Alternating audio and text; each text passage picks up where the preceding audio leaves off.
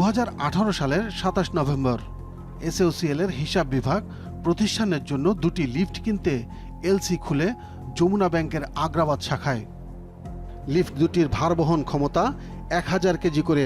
LC মূল্য 33,400 মার্কিন dollar.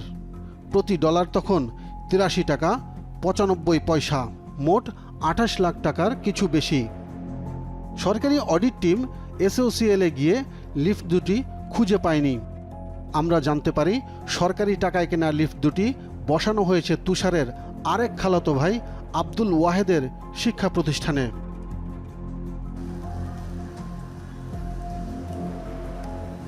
খুলশীর Nasirabad future park এলাকা। কলেজে এসে পাওয়া গেল সেই দুটি লিফট। একটি কলেজের প্রবেশ মুখে সিঁড়ির পাশে, এটা কি বন্ধ বন্ধ বলতে ক্লাস এখন ক্লাস বন্ধ এখন।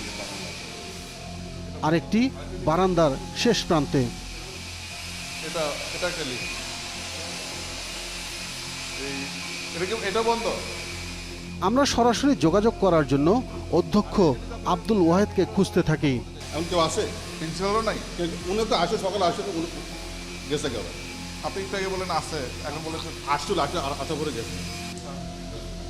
মোবাইল ফোনে তুষারের খালাতো ভাই আব্দুল ওয়াহেদ বেশ উত্তেজিত। এটা তো আমি আনি নাই, এটা তো লিস্টের মধ্যে তো আমার কোনো বলবে আমার নাম আছে।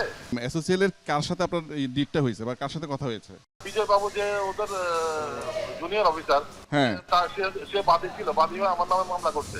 জি। মামলা করার পরে আমরা বলছি ঠিক আছে, আমরা এইসব ঝামেলার মধ্যে যেতে চাই না, আমরা টাকা দিয়ে দেবো। ওরা টাকা কিভাবে দিব, ওরা আমাদেরকে চিঠিপত্র দিচ্ছে, সেই অনুযায়ী আমরা টাকা দিয়ে দিচ্ছি পে অর্ডারের মাধ্যমে।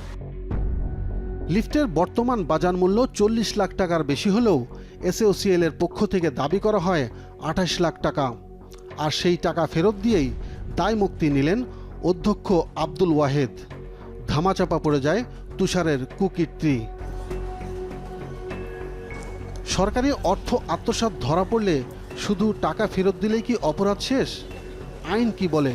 যেই পারপাজে সেটা ক্রয় করে ব্যবহারের কথা ছিল সেটি তিনি না করে ভিন্ন পারপাজে ব্যবহার করে তিনি প্রতারণার অপরাধও করেছেন।